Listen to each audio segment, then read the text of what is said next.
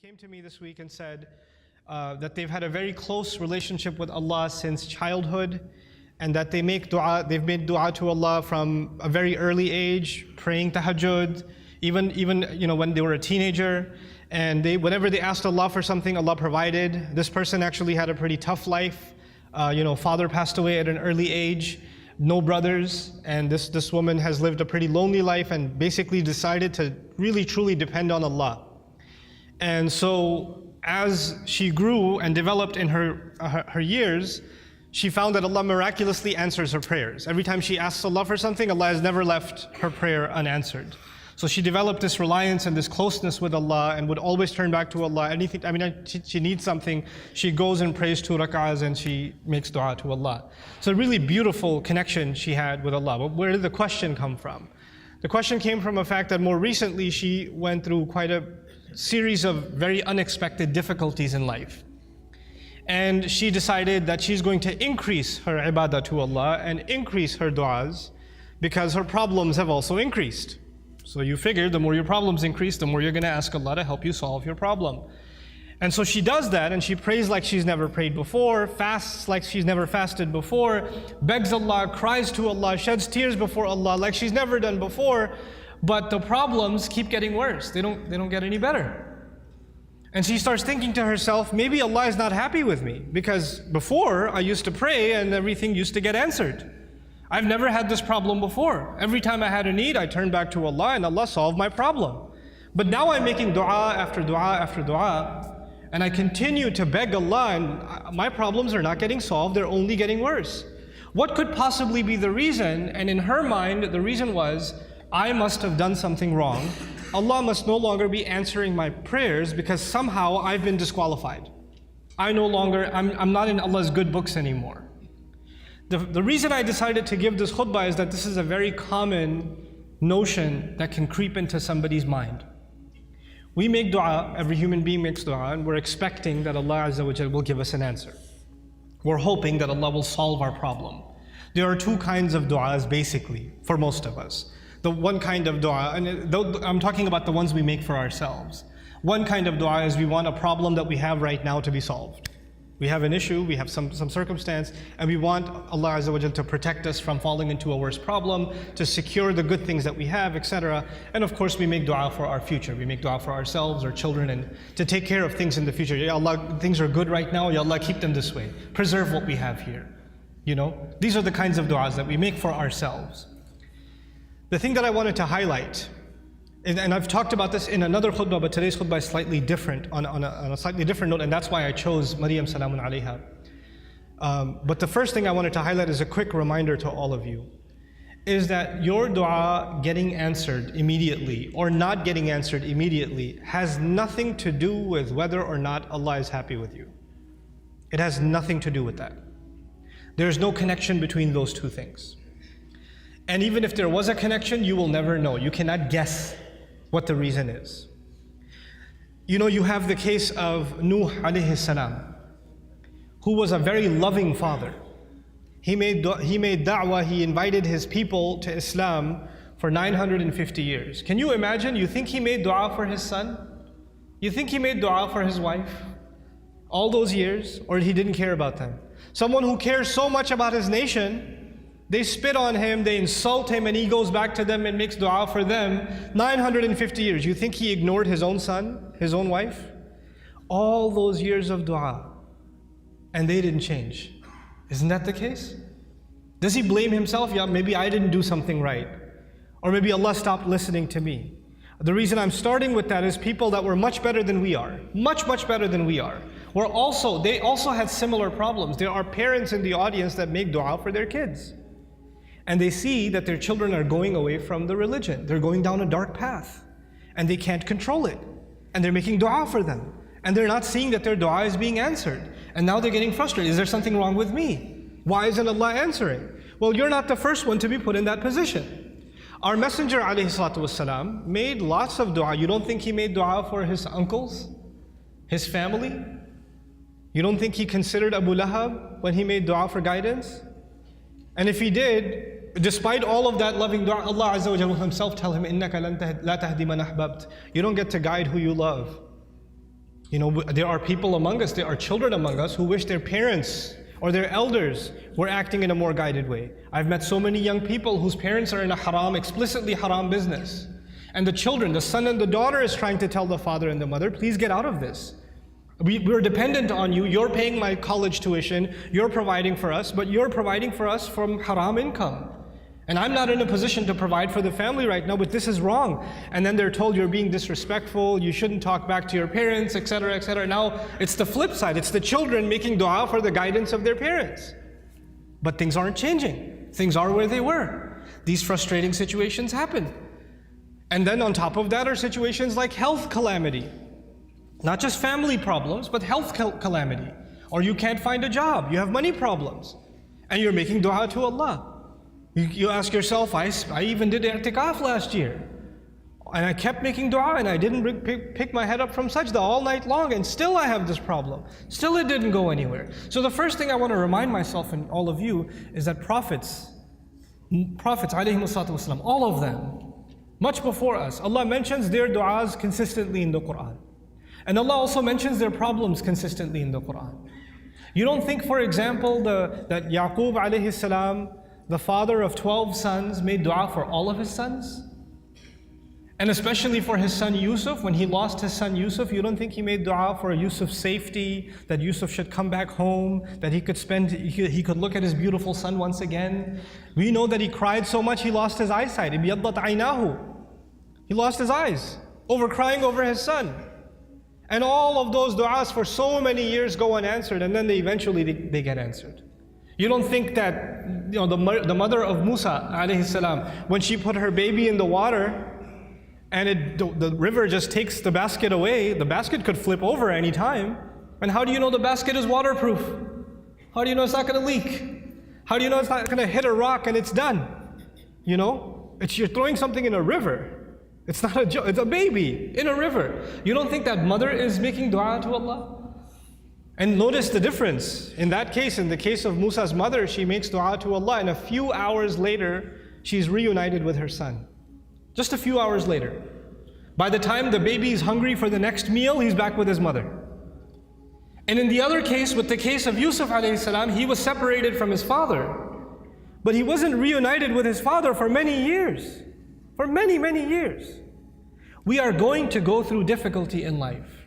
And all of our problems are not going to be solved because we made a dua to Allah. Understand the reality of dua. What is the purpose of dua?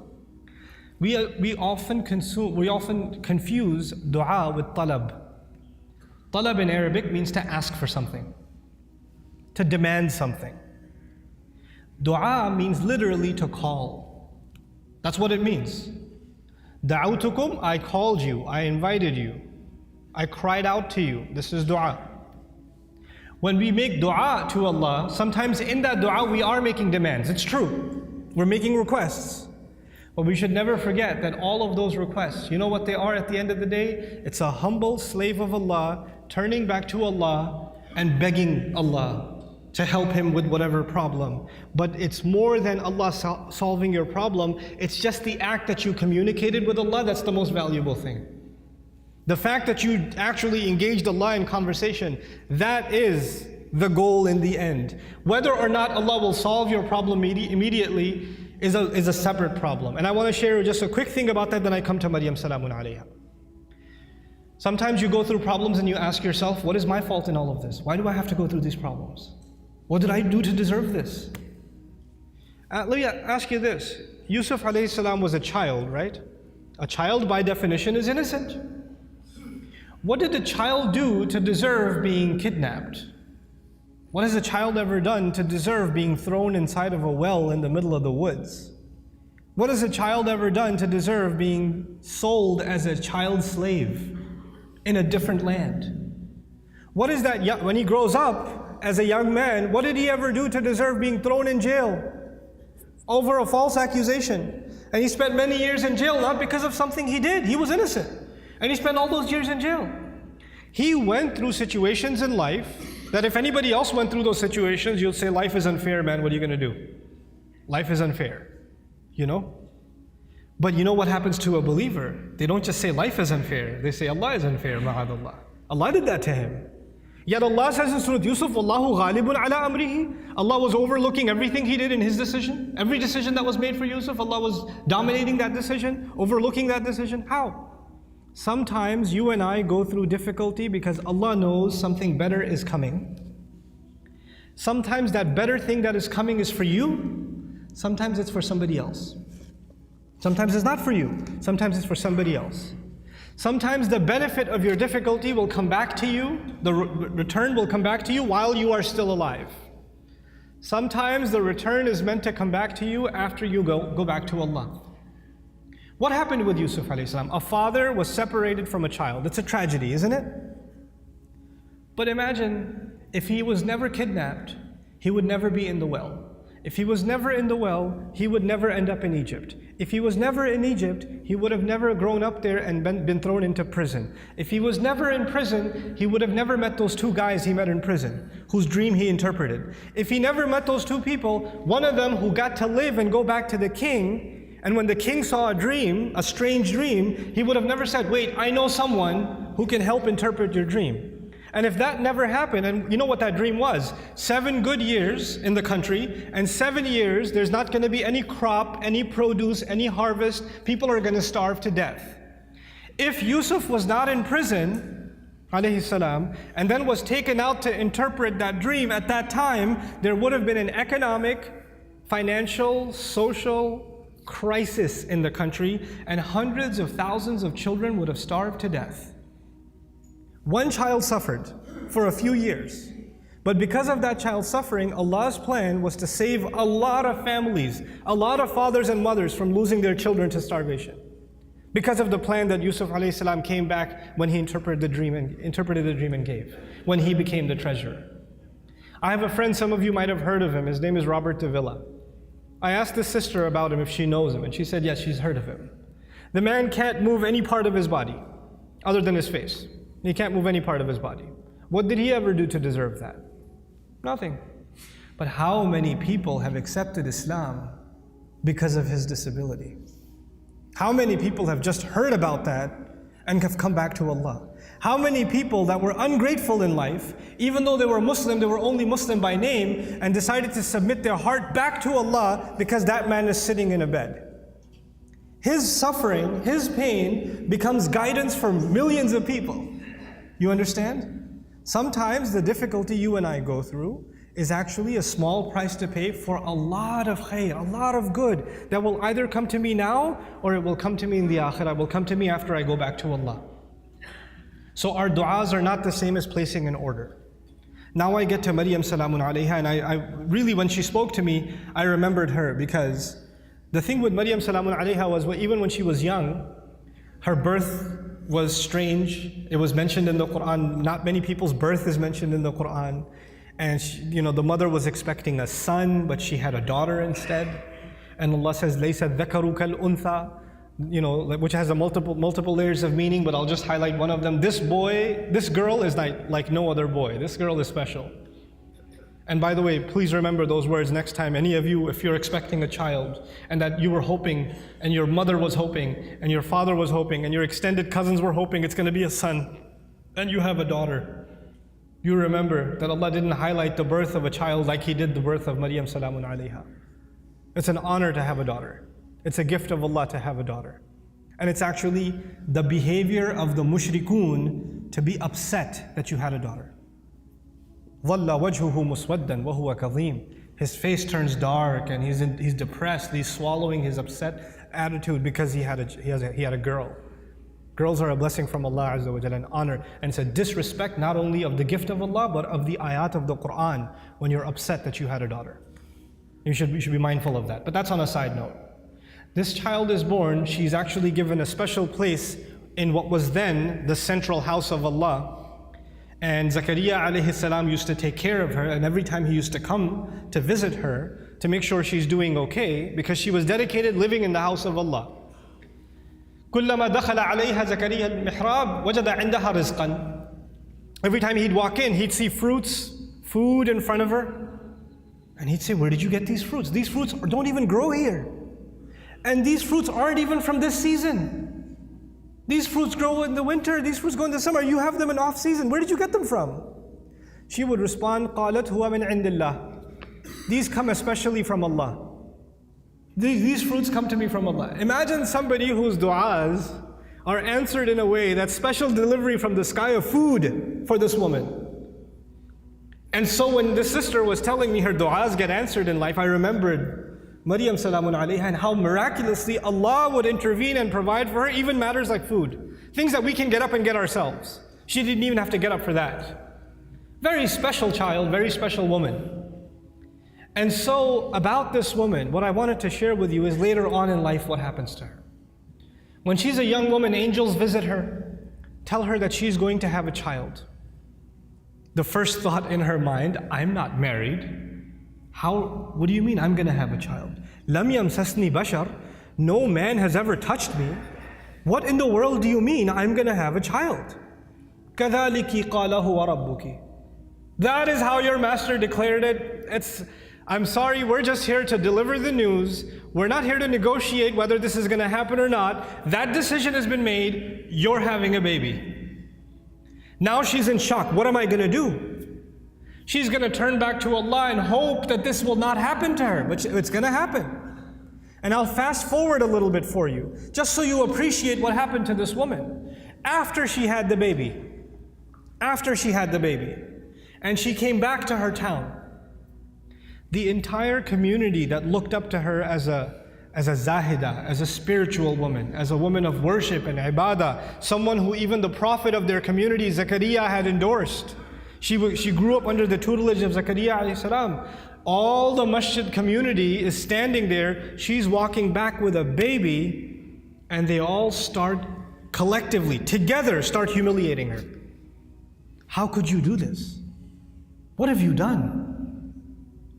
There are women in the Jumu'ah today.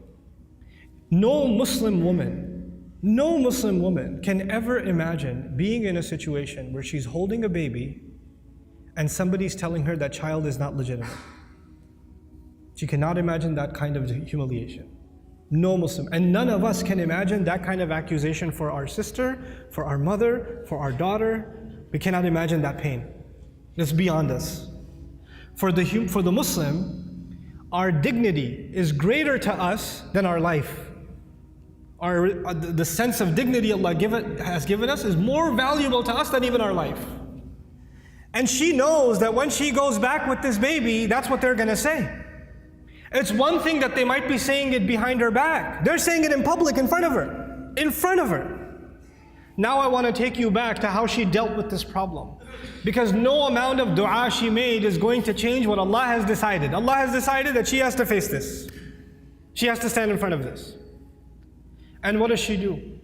When the child comes, as she's about to deliver the child, she says, Ya laytani mittu qabla hadha. She says, if only I could die before this happens. Hopefully I die giving birth. It's all on her mind. Because that will be an easy escape from what is coming.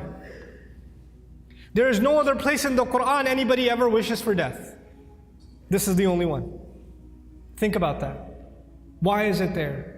Allah Azza wa Jalla is acknowledging that sometimes people go through such traumatic, humiliating situations where they wish they were dead.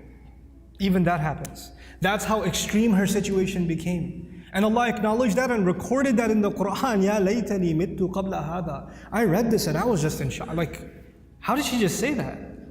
You know, our Messenger alayhi salatu wasalam told us, La yatamannayanna ahadukum al-maut. None of you should ever wish for death. You should not wish for death. That's not something you should say casually. And she's actually now wishing for death. Why? Because this is an extreme case. This is a crazy situation. And so, you know, the humiliation she will face is far worse than death. So she says, Ya laytani mittu qabla hadha. There are going to be, this is in the Quran for a reason, there are going to be people that are going to be in humiliating situations. And there's no getting out of it. There are going to be people that are going to have to face their family, that are going to have to face false accusations, that are going to have to face up to a mistake they made in the past. Who knows? And they're going to have to face that kind of trauma. And they'll have to find comfort in the example of Maryam salamun alayha. But she didn't stop there. She said, وَكُنْتُ نَسْيًا مَنْسِيًّا. 2 words, نَسْيًا مَنْسِيًّا. It was incredible words. Nasi in Arabic, they say fa'al and fi'il, these 2 awzan. They say nisi also. In one qira'ah it's nisyan. In another qira'ah it's nasyan. This is similar to dhibh.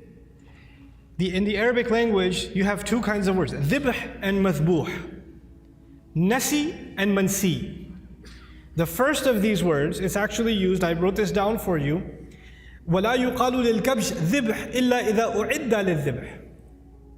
For an animal, for a goat or a ram, you don't call it dhibh until it's ready to be slaughtered. It hasn't been slaughtered yet. Once it is slaughtered, it's called dhabih. It's called madhbuh. Not before. Before it's called dhibh. She uses 2 words. Common translations say, I wish I was dead, I wish I was forgotten.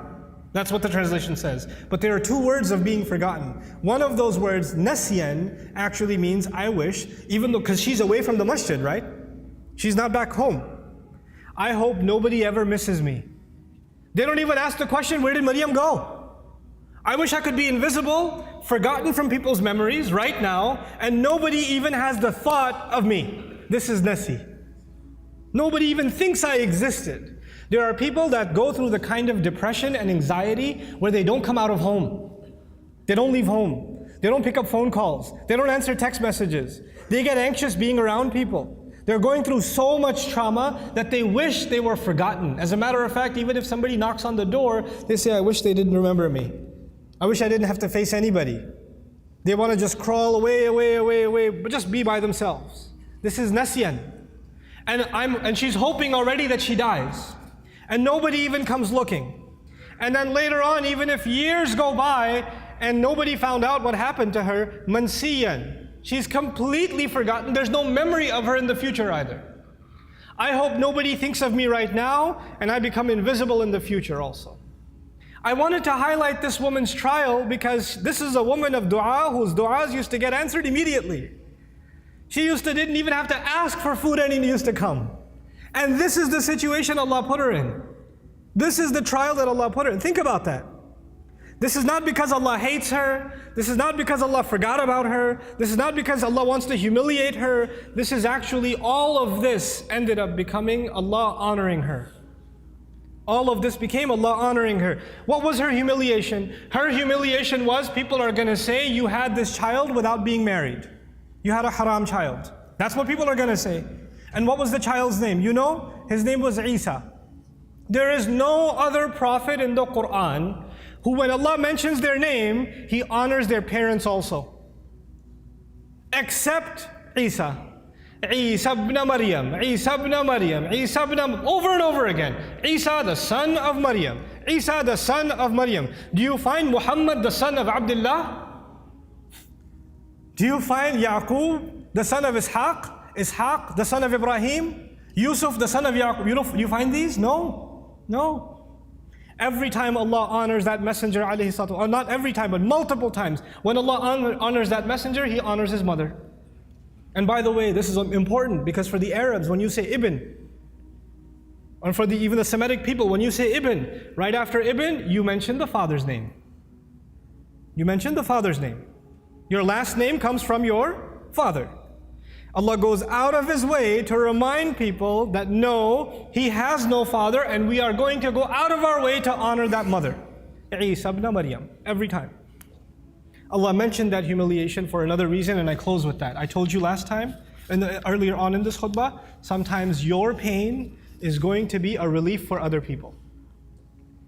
You're going through difficulty because it's meant to serve a greater cause than yourself, and you will be the sadaqah jariyah for them. You'll be a way of goodness for them.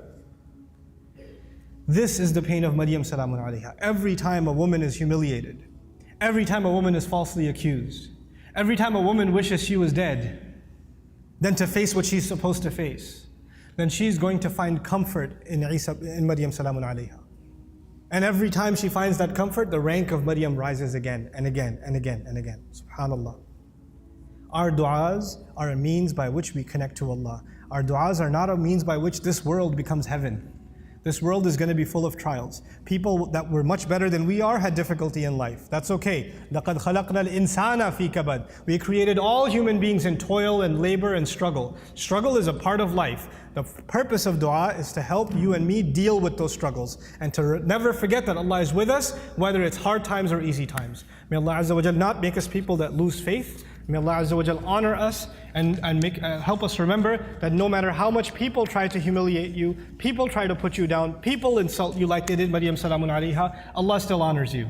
There's a big difference between what people say about you and what Allah thinks about you. Because if you go by what people said, then Maryam was the most humiliated, insulted person in society. And if you go by what Allah says, she's one of the most honored women in all of human history. So we go by what Allah says. Allah is the one who honored us. وَلَقَدْ كَرَّمْنَا بَنِي آدَمَ. We honored the children of Adam. May Allah Azza wa Jal make us dignified before Allah Azza wa Jal, before He makes us dignified before people. بارك الله لي ولكم في القرآن الحكيم ونفعني وإياكم بالآيات والذكر الحكيم.